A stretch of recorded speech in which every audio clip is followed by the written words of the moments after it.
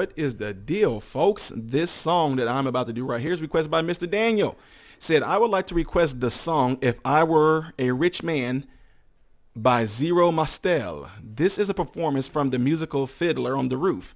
I would not just want your opinion on the performance, but the message of the song itself. Well, excuse me telling me how I should read. No, I'm just joking, messing with you. Anyway, I'm getting ready to roll right on into it. Give me a second, and let's see here. Here you go. History of the musical theater.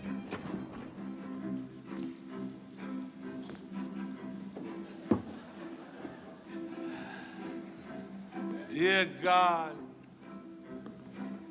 you know you made many, many poor people. I know it's no great shame to be poor, but it's no great honor either. What would have been so terrible if I had a small fortune? If I were a rich man,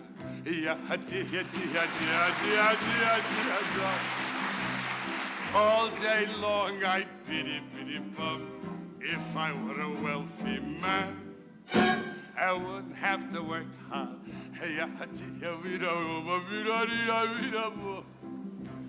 If I were a pity, pity rich, yiddle, diddle, diddle, diddle, man, I'd build a big tall house with rooms by the dozen right in the middle of the town.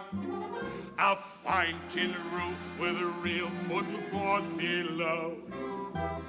There could be one long staircase just going up and one even longer coming down, and one more leading nowhere just for show.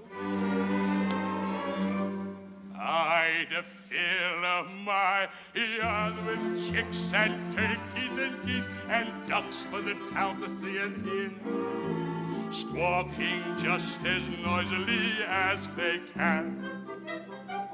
And each loud will land like a trumpet on the ear, as if to say, here lives a wealthy man.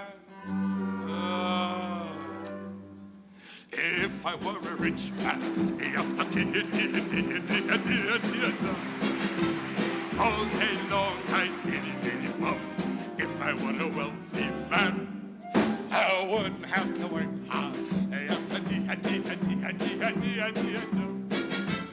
If I were a pity, pity rich, yaddle, diddle, diddle, diddle, man, I'd see my wife like Goldie, looking like a rich man's wife with a proper double chin, supervising meals to our heart's delight.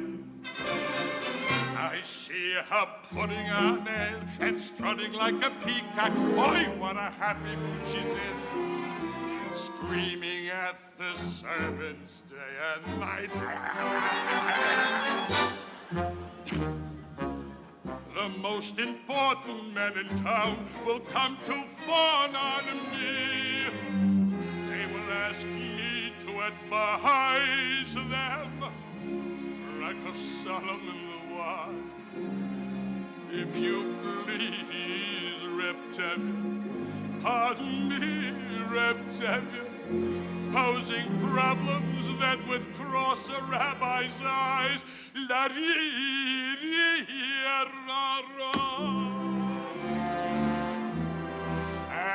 it won't make one bit of difference if I answer right or wrong. When you're rich, they think you really know.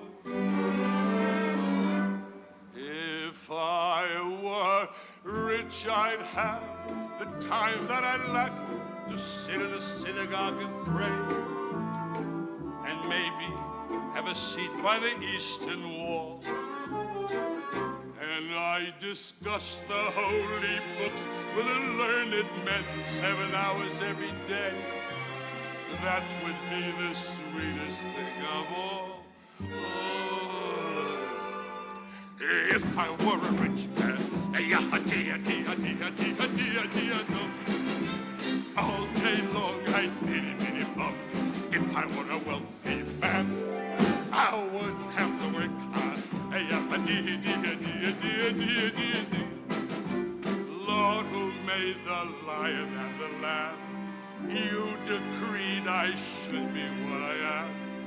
Would it spoil some vast eternal plan if I were a wealthy man?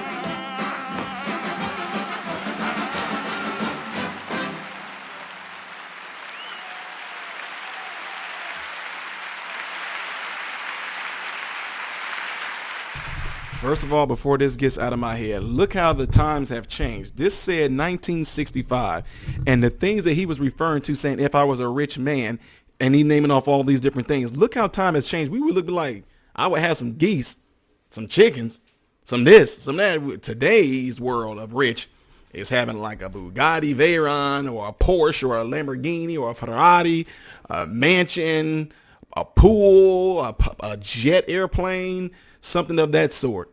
You know what I mean? So it's kind of funny that as time goes by, whatever new technologies, whatever new, inventions, whatever new things are coming out, if they push this stuff in your face and tell you this is what it's like to have a luxury or something like that, Lexus, the passionate pursuit of perfection, these things like that. See, I think a lot of times people really don't even know what they want.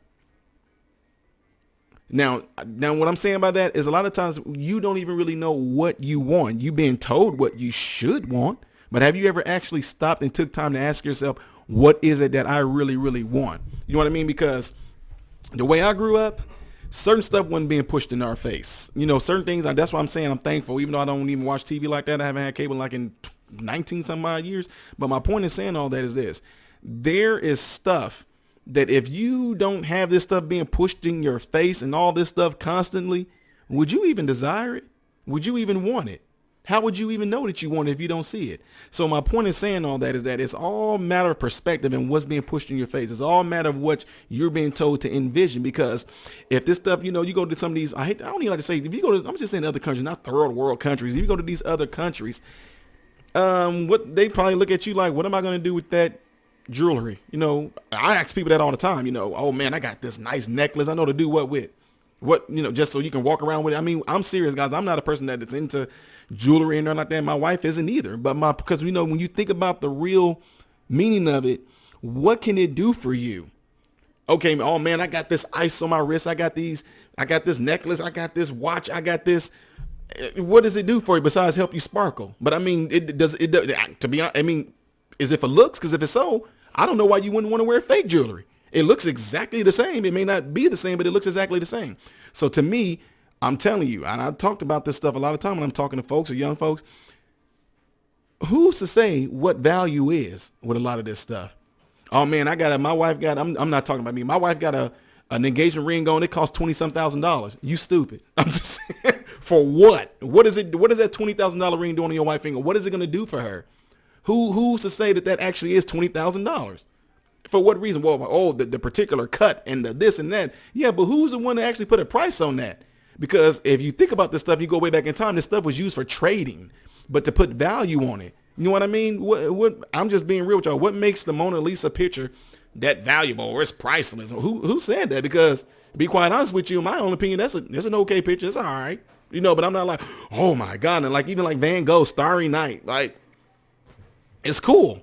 It's a nice looking picture, but I mean, I know, but you don't understand the strokes and I probably don't and never will. But my point is, you put value on what you feel is valuable to you, not what somebody else, not what the news, not what TV, not what the Kardashians, whatever, whoever it is that you watch, Hollywood Housewives, all this stuff. You put value on what you feel is valuable, not what they say is valuable. You know what I mean? Because when it all comes down to it, these things that a lot of folks are putting their value in, it has an end. And not only it has an end, but then yet it doesn't end because it's a continuous cycle. Like the Bible said, the eyes are never satisfied and the belly is never full. It's always a constant. You never satisfied in it. So why are you going after it? So anyway, y'all know I had this talk on this whole thing about, what's rich? What do you mean rich? What is being rich? Is it having these things that you know what I mean?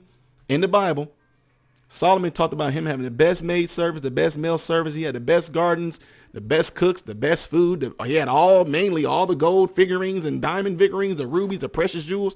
And he said he found it all to be vexation.